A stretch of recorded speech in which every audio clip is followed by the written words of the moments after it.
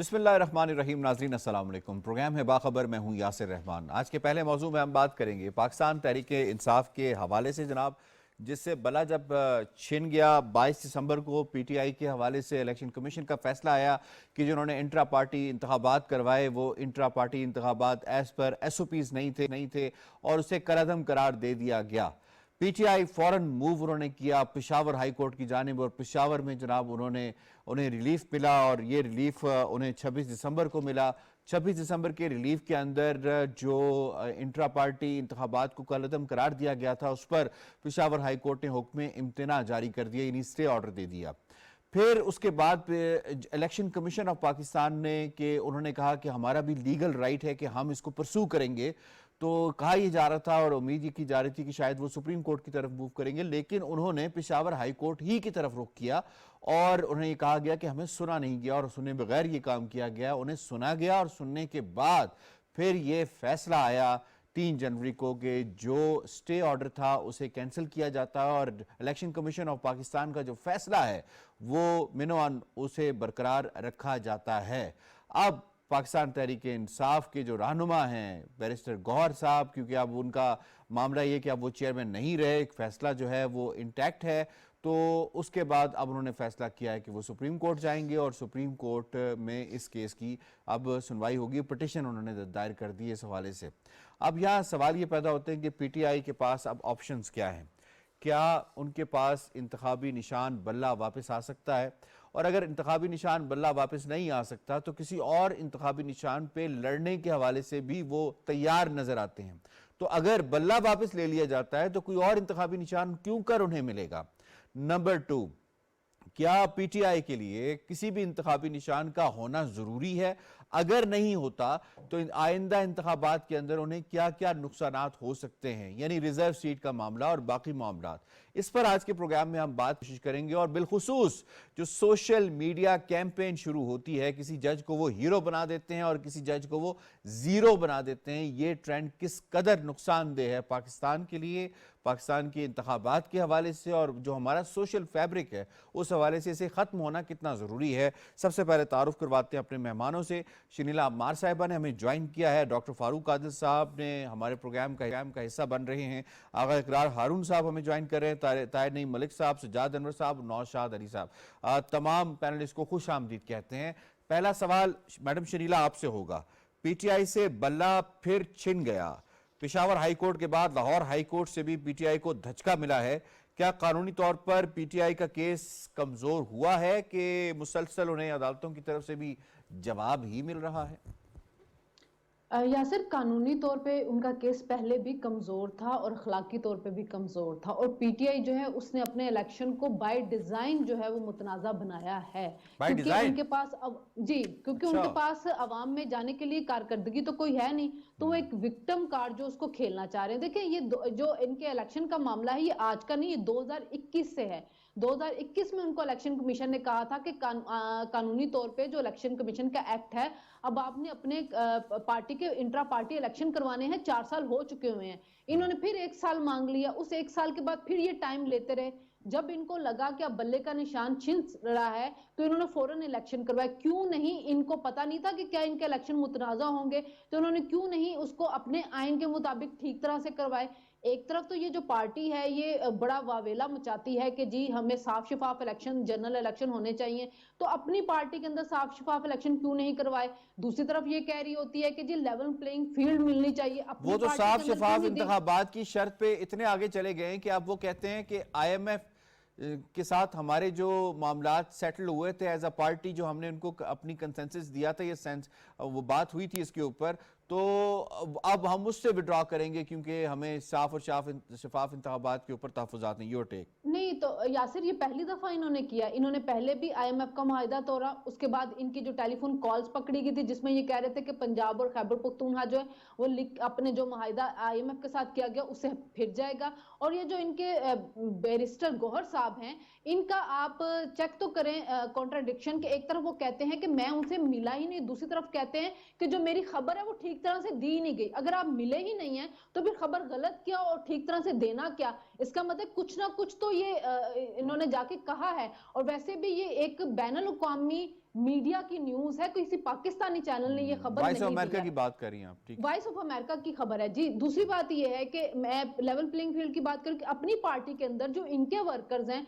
वो जब कह रहे हैं कि हम आके इलेक्शन लड़ना चाह रहे हैं, इंटर पार्टी इलेक्शन क्यों नहीं लड़ने दिया गया, ये कह रहे हैं कि हमारे कागजात नामजदगी छीने जा रहे हैं, तो अपनी पार्टी के अंदर आप जो लोग लड़ना चाह रहे हैं उनको कागजात नामजदगी दे नहीं रहे, इन्होंने क्यों नहीं कोशिश ये कर रहे कि हम इलेक्शन कमीशन के एतराजात को दूर करें। उसकी बजाय ये चाह ये रहे हैं कि ये ज्यादा से ज्यादा हम लोगों के कानूनी मामलात में फंसे ताकि हम विक्टिम कार्ड खेलें, हम ब्लेम गेम जो है उसके अंदर पड़े।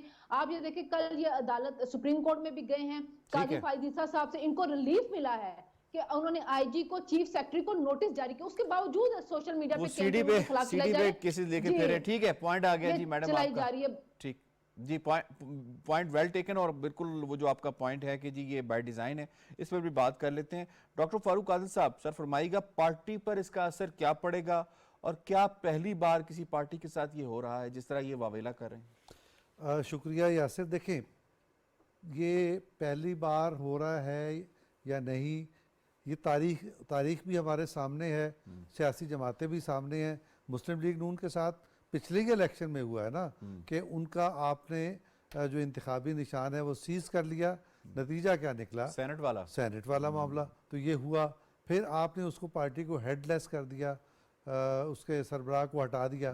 तो ये सारा काम हो चुका है और ये काम किस पे, ये भी बाय डिज़ाइन था, जैसे वो कह रही हैं शनीला, ये भी बाय डिज़ाइन था कि आप सारे अपने मुखालिफिन को तय कर दो। तो अब जो गड़ा आप दूसरे के लिए खोदते हैं उसमें खुद तो आपको गिरना पड़ता है। ठीक है, लेकिन एक दो बातें और हैं जो हमें पेश नज़र रखनी चाहिए।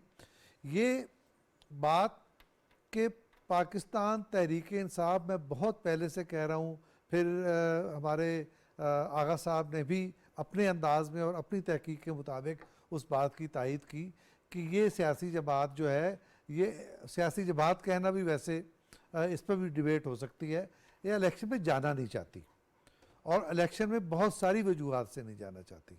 कारकर्दगी का मामला भी है, जैसे शनीला ने कहा, कारकर्दगी के अलावा भी बहुत सारे। वो तो कहते हैं कि हमें कोई भी निशान मिले हम लड़ने को तैयार हैं, आप कह रहे हैं जाना नहीं चाहती। ये अच्छा, ये भी एक यूं समझे कि जकावा है, ये भी धोखाधड़ी की एक कोशिश है। जो सियासी जमात एग्जिस्ट नहीं करती, जिसकी रजिस्ट्रेशन क्वेश्चन हो गई है, उसके लिए एक सिंबल मिल कैसे सकता है? ये देखिए, ये सारा प्रोपोगंडा है और ये सारा लोगों को। अभी कहना चाह रहे हैं कि ईसीपी को बल्ले से मसला नहीं था तो कि वो दूसरा कोई ऑल्टरनेट इंतखाबी निशान दे देंगे, बल्कि मसला उनके इंट्रा पार्टी इलेक्शन से था। देखें, इस मुल्क में कौमी सतह पर ये पहला लीडर आया है जो कानून को तस्लीम नहीं करता, कानून की सबके लिए एक कानून पर यकीन नहीं रखता। उसका ये तो मुतालबा है कि मुस्लिम लीग में, पीपल्स पार्टी में, बाकी जमातों में इलेक्शन होना चाहिए। वो भी वैसे कर दिया उन्होंने नोटिफिकेशन, और लेकिन अपने अंदर ये ऐसा कोई काम नहीं करना चाहते। ठीक, पॉइंट आ गया सर, आपका पॉइंट आ गया। मैं एक जुमले की इजाजत दें। देखें होगा क्या अगर आज ये इम्प्लीमेंट हो जाता है, तो एक फायदा इसका, ये फैसला, एक फायदा पीटीआई को होगा और एक पाकिस्तान पूरे को होगा। पीटीआई को फायदा ये होगा कि उसकी समझ में आ जाएगा कि कानून को फॉलो करना जरूरी है और वो आइंदा आने वाले लोग ये झटका बर्दाश्त कर गए तो आने वाले लोग संजीदा होंगे। दूसरा, मुल्क के अंदर कानून की हुक्मरानी का एक धाक बैठेगी। जी बिल्कुल ठीक है जी। आगा साहब, इसमें आपको इन्वॉल्व करूंगा। सर ये फरमाइएगा कि अगर इनको इंतखाबी निशान वाला मामला सुप्रीम कोर्ट से भी इनको जवाब मिलता है, क्योंकि बज़ाहिर ये लग रहा है कि अगर दो कोर्ट्स ने इस पर अपना एक स्टांस ले लिया है तो सुप्रीम कोर्ट भी उसके अकॉर्डिंगली ही चीज़ों को देखेगी। बाद नज़र में हम बात कर रहे हैं, तो अगर लेती है तो उसके बाद इनके पास ऑप्शंस क्या बचेंगे और किस हद तक ये नुकसान हो सकता है इनके लिए एज अ पार्टी कि ये रिजर्व सीटों से महरूम हो जाएंगे? थोड़ा हमारे व्यूवर्स को बताइएगा। देखिए, रिजर्व सीटों से तो डेफिनेटली महरूम हो जाएंगे अगर एज ए पार्टी वो एग्जिस्ट नहीं करते हैं सर, क्योंकि रिजर्व सीट जो है वो परसेंटेज होती है पॉलिटिकल पार्टीज़ की, और सेनेट में भी इनको नुकसान होगा। सेनेट में भी यही होता है क्योंकि अपने कंटेस्ट करना होता है से पॉलिटिकल पार्टी। इसमें दो बहुत इंपॉर्टेंट बातें हैं सर। पहली बात यह है कि पाकिस्तान पीपल्स पार्टी ने 85 का इलेक्शन नहीं लड़ा, 88 के इलेक्शन में वो आई, उससे पहले उससे उसकी तलवार छीन ली गई थी, उसको तीर दे दिया गया था और तीर के साथ कलम भी था और उसके साथ और भी बहुत सारे ऐसे सिंबल थे जो बिल्कुल तीर की तरह थे, जो आज तक अब आगे फिर पीपल्स पार्टी ने एक एप्लीकेशन दी है ईसीपी में कि कम से कम कलम वगैरह को विड्रॉ कर लें आप। पीपल्स पार्टी ने इलेक्शन जीत लड़ा और आईजीआई की तमाम इंजीनियरिंग के बावजूद जिस पे अरबों रुपए खर्च हुए, और ये मैं नहीं कह रहा हूँ, ये असगर अली अपना एयर मास्टर असगर अली खान का केस कह रहा है जो कि सुप्रीम कोर्ट ने डिसीजन किया हुआ है, अरबों रुपए खर्च किए लेकिन वो इंजीनियरिंग नाकाम हो गई और पीपल्स पार्टी मार्जिन से जीत गई। वो इतनी मार्जिन से जीत गई कि 88 के बाद बेनजीर भुट्टो साहिबा के खिलाफ एक vote of no confidence move किया गया और वो भी मिटिगेट हो गया। तो पॉलिटिकल पार्टीज इलेक्शंस के सिंबल्स में नहीं खड़ी होती हैं, अपनी कमिटमेंट पे खड़ी होती है। एक आखिरी बात मैं करूंगा, क्या आप ये मानने को तैयार हैं कि फॉर्मर चेयरमैन पीटीआई को और उसके तमाम इतनी लीगल टीम को ये बात ना पता हो कि जब उसके फॉर्म्स देने हैं तो उसका अप्रूवर जो है, कौन से फॉर्मर चेयरमैन की बात करें? अब तो 2 फॉर्मर चेयरमैन हो गए। आप ऐसे कहें कि वो जो जिसने मई 9 किया था, अच्छा, वो उसने जो फॉर्म सबमिट कराने हैं, क्या उसकी पूरी टीम को जिसमें बैरिस्टर्स की एक लिस्ट है पूरी, उनको इतना नहीं पता है पार्टी वकीलों के हवाले कि उसके फॉर्म्स के ऊपर अप्रूवर उसी के कॉन्स्टिट्यूंसी का होना चाहिए? नहीं जनाब, ये सारा किया गया है जान के वो फॉर्म गलत भरे गए हैं, ताकि वो फॉर्म डेफिनेटली जब गलत भरे गए होंगे तो वो रिफ्यूज होंगे, जब रिफ्यूज होंगे तो खबर बनेगी। खबर, अब देखिए अमेरिका में बैठा हुआ आदमी को मैं समझाने और से कासर हूं कि ये इसके पीछे बैकग्राउंड क्या है, उसको तो इतना पता चला कि सबको रिजेक्ट कर रहे हैं, फॉर्म रिफ्यूज कर रहे हैं। Nomination papers had been refused. एक जुमले की जी प्लीज, एक मुझे आखिरी ऐड कर रहे हैं, फिर आप बिल्कुल, मैं बार बार ये कह रहा हूं सर, और मैं आपके शो के से भी अपने एक खौफ का इजहार करता हूं जी, अल्लाह ताला हमें अपने ज़मान में रखे। मुझे लगता है कि पीटीआई ने प्लान कर लिया हुआ है मई 9 म्यूटनी पार्ट 2 का, और ये इन्होंने म्यूटनी शुरू करनी है इलेक्शन पोलिंग डे के रात 10 बजे के बाद। और ये मुझे साफ लग रहा है कि फेज 1 में इन्होंने जितने भी आपके डिफेंस हाउसिंग सोसाइटीज हैं, कंटोनमेंट है, वहां पे प्रोटेस्ट शुरू करना है, और बाय 2 o'clock इन्होंने पूरा का पूरा बिल्डअप कर रहे हैं, ये प्लान करके ठीक है। आप बेस्ड ऑन 9 में ही बात कर रहे हैं जी। डॉक्टर साहब जल्दी से ऐड ये करें। बहुत बड़ी वैसे खबर दी है इन्होंने, तो अच्छा, वो कह रहे हैं मैंने आपको टाइम्स भी बता दिए, मैंने आपको टाइम्स बता दिए, मैंने आपको एरियाज बता दिए जहां उन्होंने प्लान किया हुआ है। खबर डॉक्टर साहब मैं जल्दी से। सिर्फ ये कहना चाह रहा हूँ कि पाकिस्तान पीपल्स पार्टी की इंतखाबी निशान तलवार था, वो उस तनाज़े के बाद 2 इंतखाबी निशान सीज हो गए थे, 3। जल्दी से। नंबर 1 तलवार, नंबर 2 हल जो पाकिस्तान कौमी इत्तेहाद का निशान था, और नंबर 3 तराजू जो जमात पहले हो चुका है, आप ये कह रहे हैं कि तो कहने का मतलब ये है कि ये इनको सीज किया था क्योंकि इस पे तनाज़ात बहुत ज्यादा थे, मुल्क में फसाद हो गया था। ये बात ठीक नहीं है, लेकिन ये कि इसको ठीक तनाजुर में बयान करना चाहिए। ठीक है, चलें जी, अब इस्लामाबाद से जरा जाते हैं ना, लाहौर का रुख करते हैं। तो सर बताइए, अपना नौशाद साहब आपको सर इसमें शामिल करूंगा, ये फरमाइएगा कि एक तो 13 जनवरी गालिबन ये आखिरी डेट है निशान के अलॉट करने की, और उसके बाद मेरा ख्याल ये सिलसिला ख़त्म हो जाएगा। तो उससे पहले पहले क्या कोई फैसला आते हुए नज़र आ रहा है? और अगर नहीं तो फिर इसका मतलब है कि ये फिर बग़ैर इंतखाबी निशान की लड़ेंगे और इंडिपेंडेंट हैसियत में लड़ेंगे, या फिर खुद से पीटीआई कहेंगे? तो किस खुद पीटीआई के अंदर कितने मसाइल पैदा हो जाएंगे इस हवाले से कि पीटीआई का जो बानी चेयरमैन जिसे आप कह सकते हैं, साबिक बानी चेयरमैन, उनका हाथ किसके ऊपर है, सपोर्ट किसके ऊपर है? ये कितने बड़े मसाइल पैदा हो जाएंगे? देखिए, ये फैसला तो सुप्रीम कोर्ट तय करेगी, जो भी फैसला वो करेगी उसके अकॉर्डिंगली फिर अगर 13 से पहले डिसीजन नहीं आता। नहीं, मेरा ख्याल है कि जिस तरह का स्पीडी ट्रायल आजकल हम देख रहे हैं ये सियासी मामलात के अंदर, मेरा ये ख्याल है कि सुप्रीम कोर्ट इसको तय कर देगी। लेकिन जो दूसरा मामला है ना, देखिए बात ये है कि आप देखिए ये जो प्रोपेगेंडा की बात हो रही है, मैं तो कहता हूं कि ये बेसिकली सियासी जमात नहीं है, ये इनको कहना चाहिए प्रोपेगेंडा ट्रेंड इंसर्जेंट्स हैं ये लोग।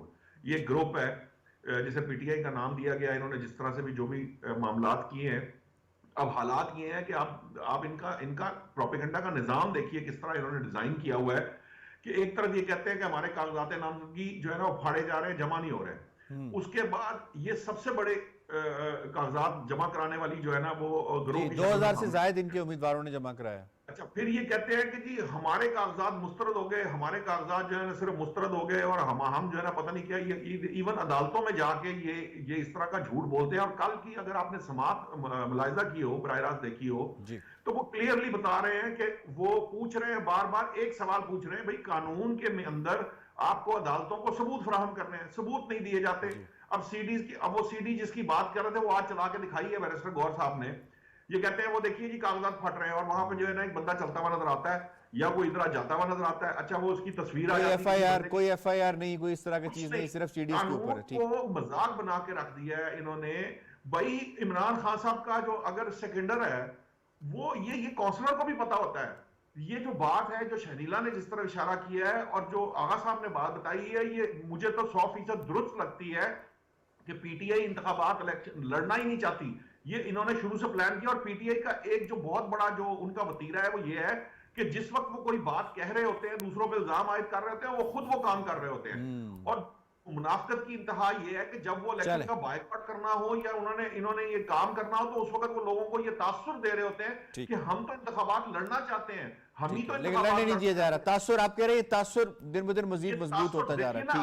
आप वैलिड पॉइंट देख लीजिए, एक साइड पे कह रहे थे हम इलेक्शन लड़ना चाहते हैं, और दूसरी साइड पे जो है वो इलेक्शन का शेड्यूल मुतासर करा रहे थे, क्योंकि उनको पता है। वैलिड पॉइंट है सर, आपका पॉइंट आ गया। सिजाद साहब, आपको इन्वॉल्व करूंगा, फरमाइएगा सर कि ये कहा जा रहा है कि इनकी जो वकील है ना वो सही तैयारी नहीं कर रहे, जो भी केस लेके जाते हैं वो आगे से जवाब ही हो जाता है, तो तैयारी कर नहीं रहे, या जिस तरह आप कह रहे हैं चीजें बाय डिजाइन हो रही हैं। एक सवाल ये है। दूसरा सवाल ये ले लीजिएगा कि जिस तरह सोशल मीडिया के ऊपर मुहिम चलती है, कल एक जज साहब ने कोई डिसीजन किया है खातून के बारे में, तो आज देखें तो पूरा सोशल मीडिया और ट्विटर के ऊपर ट्रेंड्स चलाए जा रहे हैं, और वही जज साहब अगर फैसला इनके खिलाफ कर दें तो फिर उनके घर तक पहुंच जाते हैं। तो किस हद तक ये जो ट्रेंड है ये खतरनाक है हमारे माशरे के लिए, कि अगर आप कोई चीज़ आपको पसंद ना आए तो आप दुश्मन दराजी शुरू कर दें, और इससे अब जान नहीं छुड़ानी चाहिए सर ये शैतानी चरखे से।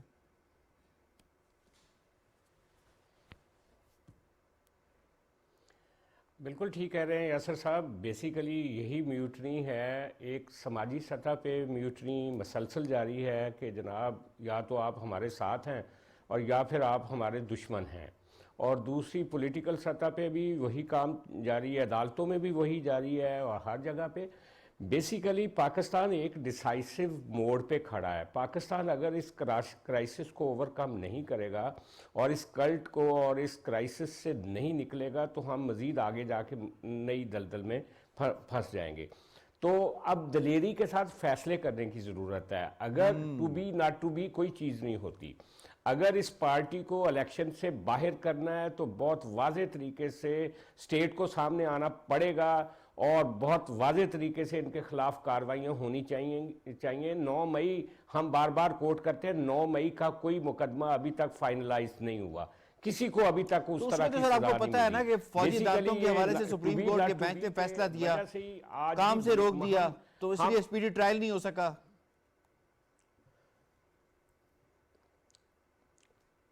तो मैं यही कह रहा हूं ना, मैं यही कह रहा हूं कि system to be not to be के अंदर फंसा हुआ है, और उसका सबसे ज्यादा फायदा वो उठा रहे हैं। लिहाजा अगर पाकिस्तान ने सरवाइव करना है, आगे बढ़ना है, हमें इस अजाब से एक दफा निपटना पड़ेगा। और ये आगा साहब ने दुरुस्त बात की कि वो उनका प्लान यही है कि वो विक्टिम कार्ड खेलेंगे, वो सोसाइटी को, लोगों को, दूसरे लोगों को मुतहर्रिक करेंगे और उसके नतीजे में एक नई म्यूटनी शुरू करेंगे।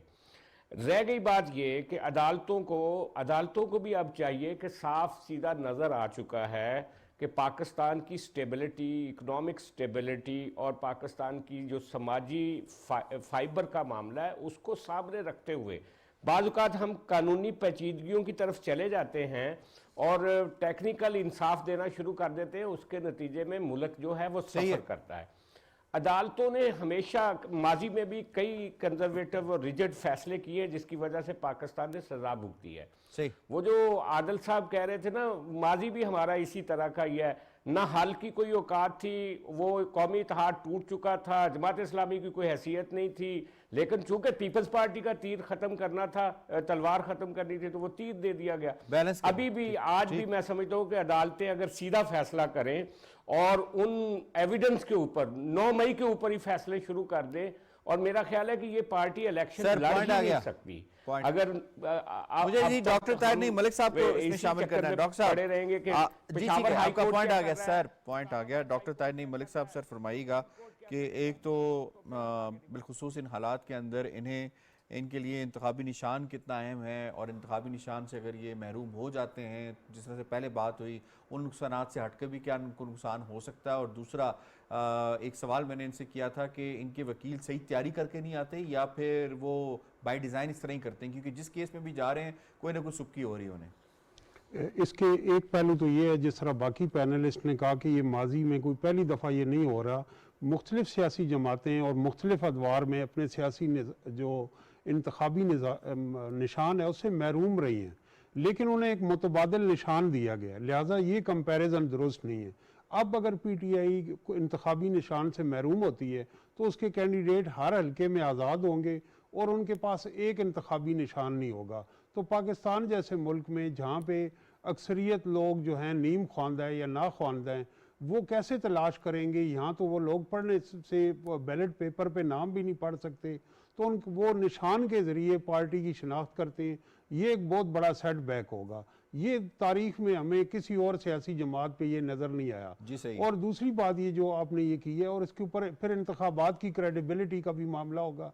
जहाँ तक पॉलिटिकल पार्टीज़ की रजिस्ट्रेशन का मामला है, पाकिस्तान की तारीख में सुप्रीम कोर्ट ने ये फैसले किए हैं कि कौन सी सियासी जमात पे पाबंदी हुकूमत की जानिब से लगाई जानी चाहिए, कौन सी एंटी स्टेट है या नहीं। अगर कोई और इंतज़ामी इदारा करेगा तो इस पे सवालात उठेंगे। मैं समझता हूँ कि जो सजाद साहब ने बात की टू बी और नॉट टू बी, वो अहम है कि 9 मई में जो मुलविस लोग हैं उनको हमने सिस्टम में इलेक्टोरल प्रोसेस में हिस्सा नहीं लेने देना, या पार्टी को पूरी पार्टी को एक्सक्लूड कर, इस पे अभी तक क्लैरिटी नहीं है।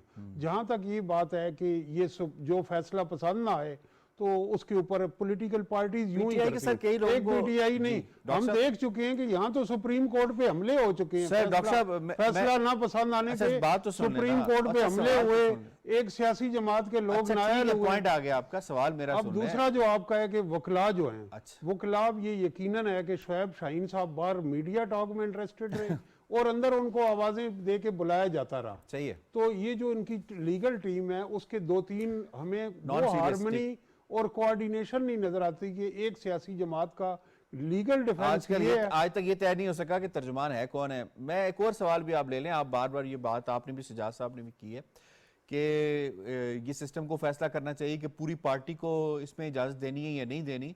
तो ये फरमाइएगा कि मैं खुद कई लोगों को पर्सनली जानता हूँ जिनके कागजात नामजदगी मंजूर हुए हैं, तो इसका क्या मतलब है सर कि 2000 में से अगर मिसाल के तौर पे कुछ 100 बंदे या 50 बंदे के ऊपर एतराज लगा के वापस किए गए हैं तो उनके पास क्या राइट टू अपील नहीं है, उधर नहीं जा सकते?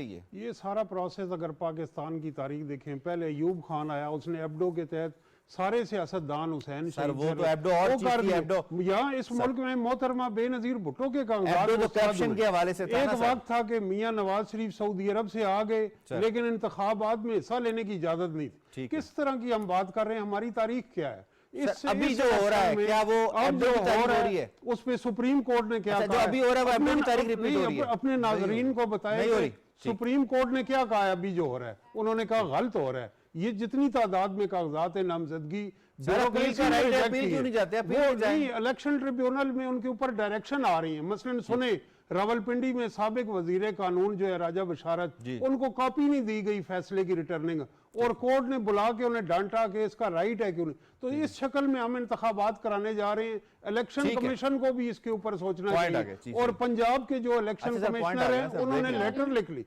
पब्लिकली लेटर लिख दिया और सारे नकायज ठीक उन्होंने है, कहा आपका कि पॉइंट- लोगों पॉइंट को आ- इंतखाबी सर, अमल पॉइंट आ से गया, बाहर मुझे रखने के ब्रेक पे लिए जाना है, ब्रेक पे जा- भोंडे ब्रेक पे जाना है, डॉक्टर साहब। तरीके इख्तियार किए जा रहे ठीक है, ब्रेक पे जाना जनाब। ब्रेक से जब वापस आएंगे तो मौजू सियासी ही होगा, गर्म मौजू होगा, साथ रहेगा।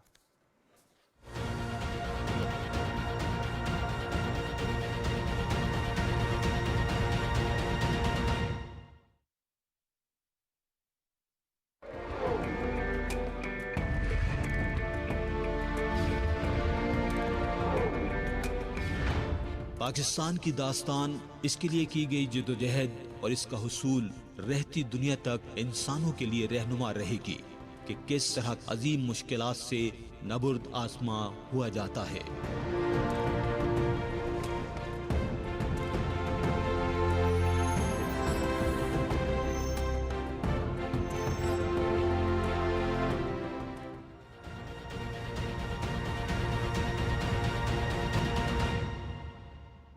वेलकम बैक जी। इस मरतबा काफ़ी सवालात जो हैं वो पूछे जा रहे हैं, लेकिन एक अहम सवाल जो है वो नवाज शरीफ की वतन वापसी के बाद ये पूछा जा रहा है कि क्या नवाज शरीफ साहब इलेक्शन लड़ पाएंगे या नहीं लड़ पाएंगे। उसकी बुनियादी वजह ये है कि कौमी असम्बली ने तो एक एक्ट में तरमीम कर दी थी, और इलेक्शन एक्ट के अंदर तरमीम जो की थी वो ये की थी कि जो नाअहली की मुद्दत है वो 5 साल होगी।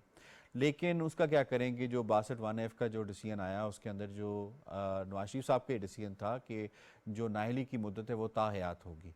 अब ये मामला गूम अगू का शिकार है। उनके कागजात नामजदगी जो है वो एक्सेप्ट तो हो चुके हैं, लेकिन उसके ऊपर एतराज़ भी आए हैं, और अब देखना ये है कि नवाज शरीफ साहब के हवाले से हतमी फ़ैसला क्या आता है, क्योंकि इस हवाले से ये केस इस वक्त जो है वो ज़ेर समाअत भी है, उसकी समाअत भी जारी है, और अब देखना ये है कि वो उसका फ़ैसला क्या आता है, क्योंकि अब उस केस के हवाले से बात नहीं करेंगे क्योंकि अभी वो सब जुडिस है।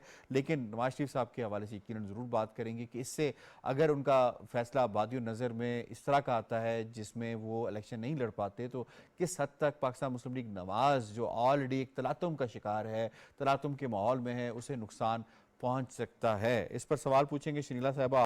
नवाज शरीफ साहब की इलेक्शन लड़ने की अहलियत नून लीग के इंतखाबी कामयाबी के लिए फ़ायदेमंद हो सकती है? अच्छा यासिर, पहले ताहिर मलिक साहब ने कुछ बातें की, मैं एक दो के जवाब देना चाहती हूँ। एक तो उन्होंने कहा तारीख में वो एंड हो गया, सुन लेना, जी सुन लेना, तारीख में कभी नहीं हुआ कि किसी जमात से सियासी सिंबल वापस ले जाए। अभी सेनेट के इलेक्शन में नवाज लीग के साथ क्या हुआ था कि उनके उम्मीदवार आजाद हो गए। दूसरी बात सुन ले, इन्होंने कहा कि कागजात नामजदगी के ऊपर अदालत ने, ट्राइब्यूनल ने कहा कि जो लोग इश्तिहारी हैं, मफरूर हैं अदालत से, उनके कागजात नामजदगी कैसे एक्सेप्ट किए जाए। तो सामने आएंगे ना, जब आएंगे नहीं तो कैसे होगा? 9 मई वाले जो इश्तिहारी हैं वो बिल्कुल ठीक है, उनको इलेक्शन लड़ने दे, तो फिर तो आप जितने मर्जी माजी के हवाले देते रहे। दूसरी बात ये कि देखें, नवाज लीग की पार्टी का नाम ही नवाज लीग है, तो उनका वोट बैंक ही नवाज शरीफ के नाम से, और वो हम देख चुके हैं कि जिस वक्त वो वापस आए थे लंदन से और जो उनका इस्तकबाल हुआ, तो उससे पता चलता था कि उनका वोटर उनके साथ इंटैक्ट है, उनका वोटर उनके आने के बाद चार्ज हुआ है। और अहलियत की बात यह है कि जो साबिक चीफ जस्टिस थे जस्टिस बंदयाल, वो भी अपने एक दो रिमार्क्स में ये बात कह चुके थे कि किसी सियासतदान के ऊपर ताहियात जो कह तो थे, लेकिन तशरीह भी तो की थी ना मैडम। वो देखें, वो उनको शायद नजर आ रहा होगा कि मेरा लाडला प्लस जो है वो कहीं आगे जाकर भी ताहियात नायल ना हो जाए, तो उसके लिए कुछ पेशबंदी करने की कोशिश कर रहे थे, टाइम ने उनको नहीं मिला। बात यह है कि किसी भी सियासतदान के ऊपर ताहियात पाबंदी नहीं लगनी चाहिए, क्योंकि आप कत्ल करने वाले को तो आप कह देते हैं कि वो भी 5 साल के बाद इलेक्शन लड़ सकता है, कोई मुल्क से गद्दारी कर ले तो उसको भी आप इजाजत दे देंगे। लेकिन एक बंदे से अगर मिस डिक्लेरेशन हो गई है, एक बंदा जो है उसने बेटे से तनख्वाह नहीं ली है जो रिसीवेबल थी, उसके ऊपर आप उसको सारी जिंदगी के लिए कह दें कि तुम इलेक्शन में नहीं जा सकते, जी कहां कौन सा इंसाफ है? ना तो इसको इस्लाम मानता है, ना ही कोई अखलाकी कानून उसको मानता है, तो ये इसको खत्म होना चाहिए। दूसरा, काजी फायजीसा साहब बार बार ये बात कहते हैं कि पार्लियामेंट सुप्रीम है, तो जब पार्लियामेंट ने एक एक्ट बना दिया है, मुद्दत मुतय्यन कर दी है, उसको मानना चाहिए। ठीक पॉइंट आ गया आपका जी। डॉक्टर फारूक आदिल साहब, सर फरमाइएगा कि अगर ये मामला इनके हक में नहीं जाता तो किस हद तक नुकसान होगा PMLN को, क्योंकि जो भी बयानिया उन्होंने बनाया तो वो नवाज शरीफ साहब के गिर्द घूमता है। Your take sir. देखें, नवाज शरीफ तो फेस है ना, नवाज शरीफ तो ब्रांड है पाकिस्तान मुस्लिम लीग नून का, तो अगर आप कुछ नुकसान पहुंचाना चाहते हैं तो ये हो सकता है, लेकिन नवाज शरीफ को आप अंदर रखें इलेक्शन प्रोसेस में या ना रखें, अगर वो लीड कर रहे हैं इनकी इलेक्शन कैंपेन, तो इसका मतलब ये है कि वो एक विजन के साथ काम कर रहे हैं, तो इनके लिए कोई नुकसान नहीं होने जा रहा। बल्कि मैं तो ये समझता हूँ, उन्होंने कोई अपना बैकअप प्लान रखा हुआ है, अगर इन केस नहीं होता तो फिर वो क्या करेंगे?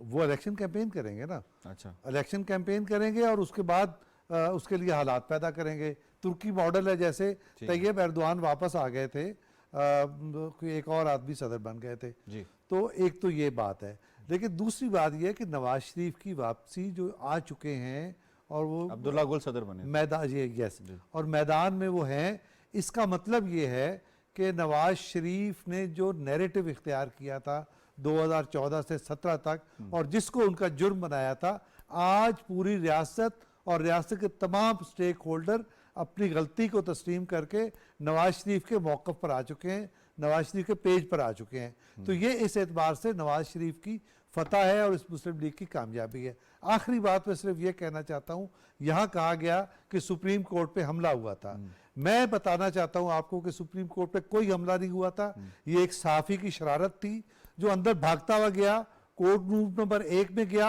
और चिल्लाकर उसने कहा कि जज साहब कोर्ट पे हमला हो गया। बस इतना ही हमला था, इसके अलावा कोई हमला नहीं था। चलें जी, आपका पॉइंट आ गया, सुप्रीम कोर्ट के हमले के हवाले से भी आ गया इकरार। हारून साहब सर फरमाइएगा, अगर इस टाइम निज़ाम को हम देखें ओवरऑल, अगर देखा जाए तो कोई ऐसा सीनियर सियासतदान पाकिस्तान को अवेलेबल नहीं है जिसने इतने अरसे तक मसनद इक़्तिदार संभाला हो, या वो जो चीज़ें हैं हुकूमत की और इंतज़ामी हवाले से उसको जानता हो। तो नवाज शरीफ साहब को अगर मिसाल के तौर पे ये डिसीजन आ जाता है, कोर्ट से बाहर हो जाते हैं, तो किस कदर नुकसान हो सकता है पाकिस्तान को, पाकिस्तान की इकॉनमी को, मिसाकी मईशत को, या हमारे फॉरेन रिलेशंस को, इस हवाले से अगर देखा जाए, अगर वो उनकी पार्टी मुंतखब होकर आती है तो? मेरा ज़ाती ख्याल ये है कि नवाज शरीफ साहब को अगर बाहर रख भी दिया जाता है तो उनके इलेक्शन को कोई नुकसान नहीं होगा। ठीक है। और अगर नवाज शरीफ साहब को पूरे सिस्टम से बाहर रख दिया जाता है तो फिर भी हुकूमत को कोई नुकसान नहीं होगा, क्योंकि शहबाज शरीफ साहब उनकी आप कह सकते हैं कि उन्होंने अपनी एक एक्सटेंशन के तौर पे उनकी ग्रो किया हुआ उनको। सर एक ज़िमनी सवाल पूछ सकता हूँ? जी प्लीज़। सर 16 महीने शहबाज शरीफ साहब ने हुकूमत की, उसे ना बिलअमूम शहबाज शरीफ साहब उस तरह मानते हैं, वो भी बात करते हैं तो वो 13 से 18 की बात करते हैं, और ना ही उन्हें मरियम साहबा मानती है, ना ही नवाज शरीफ साहब मानते हैं। तो फिर इस तरह की प्रोसेस के अंदर फिर उसको कोई ऑन करेगा? आपने बहुत अच्छा क्वेश्चन किया है मुझसे, शुक्रिया। पहली बात यह है कि वो पीडीएम की गवर्नमेंट थी, और दूसरी बात यह है कि इसमें कोई शक नहीं है कि पीडीएम की जो भी गवर्नमेंट थी या पीएमएलएन की, वो एक टोटल फेलियर था। उसकी वजह मैं उसके लिए पूरा अलग प्रोग्राम करना पड़ेगा। एक सिर्फ कर्सरी ऑडिट करवा देना आप पीडीएम की गवर्नमेंट का, तो आपको वजूहात पता चल जाएंगी। हर बंदा जल्दी में था कि 16 महीने है, जो कुछ करना कर लो, उसकी वजह से बहुत नुकसान होगा। छोड़े इस बात को, मैं ना ही उस साइड पे जाऊं तो बहुत बेहतर है। हम इस पे बात करते हैं।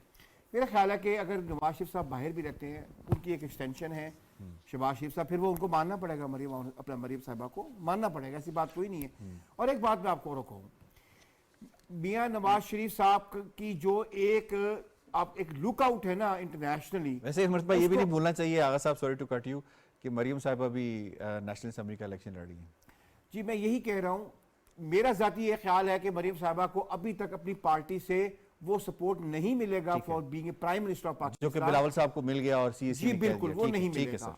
वो अगर कोई बंदा काफी देर से हमारे बहुत लोग जो है वो मरियम साहिबा को प्राइम मिनिस्टर के तौर पर गो करवा रहे हैं अखबारात में और प्रोग्राम्स में, लेकिन ग्राउंड रियलिटी पे अभी उनकी एक्सेप्टेंस लेवल वो नहीं है। ठीक हो गया सर। अब शॉर्ट सा टाइम है, जरा आप कंक्लूड कीजिएगा। नौशाद साहब सर फरमाइएगा, आपका टेक इस हवाले से सर क्या बनता है कि अगर उनकी अहलियत के ऊपर सवाल पड़ता है तो फिर क्या परफॉर्मेंस, नून लीग का मोरल परफॉर्मेंस किस हद तक मुतासर होगी? देखिए, मेरा नहीं ख्याल कि बहुत ज्यादा मुतासर कर सकते हैं। उसकी वजह यह है कि उनको बहुत अरसे से आपने बाहर रखकर भी देख लिया, उनकी मुस्लिम लीग नून जो है वो इंटैक्ट रही, उनके जो मामलात है वो चलते रहे, यहाँ तक कि पीडीएम गवर्नमेंट में जो है वो नून लीग की तरफ से ही शहबाज शरीफ को वज़ीर आज़म बनाया गया। उनके पास कैंडिडेट्स भी मौजूद हैं, उनके पास जो वज़ीर आज़म वज़ारत उज़्मा के अलावा भी कैंडिडेट्स मौजूद हैं, मिनिस्टर्स भी मौजूद हैं। सो उनका स्ट्रक्चर इंटैक्ट रहता है। हो सकता है उन्हें ज्यादा थोड़ा सा विक्टिम कार्ड या फायदा दे दे कि अगर आप उनको भी बाहर रखने की कोशिश करें, लेकिन यह है कि ये बात दुरुस्त है कि वो कैंपेन रन करेंगे, और कैंपेन रन करेंगे तो इस वक्त नवाज शरीफ साहब के अलावा और कोई चॉइस मेरी नजर में है ही नहीं। इस वक्त जो मामलात जिस तरह से हैं, मैं अगर तजिया करूं बाकी तमाम जमातें और उनके हालात का, तो मुझे नहीं लगता कि इसके अलावा कोई चॉइस भी है किसी के पास, ना रियासत के पास, ना इसके अलावा वोटर के पास भी उस तरह की चॉइस नहीं है। वोटर के पास भी पीपल्स पार्टी और नून लीग के अलावा शायद ही कोई चॉइस हो। सो मेरा ये ख्याल है कि इससे नून लीग को कोई बराह रास्त कोई ऐसा नुकसान नहीं होगा जिसका कोई पार्टी के ऊपर असर पड़े। और थोड़ी देर के लिए अगर वो फर्ज करें कि वो ना भी हो मामला, जब उनकी हुकूमत आएगी तो उसके बाद वो उस मामले को सॉर्ट आउट कर लेंगे, और चौथी बार वो जो है वो नवाज शरीफ साहब जो है वो वज़ीर उज़्मा के मनसब पर जरूर फायज होंगे। ये मुस्लिम लीग नून की जिद है। मुस्लिम लीग नून ये चाहती है कि नवाज शरीफ साहब को एक दफा वज़ारत उज़्मा पर जरूर बिठाया जाए, उसके बाद जो है फिर देखेंगे कि मामला आगे क्या होते हैं। ठीक है, वो ये चाहती है। सजाद साहब sir, level playing field PTI मांग रही है, कहीं वो ये तो नहीं कह रही कि अगर हमारे बंदे को बाहर किया तो उनको भी कर दें?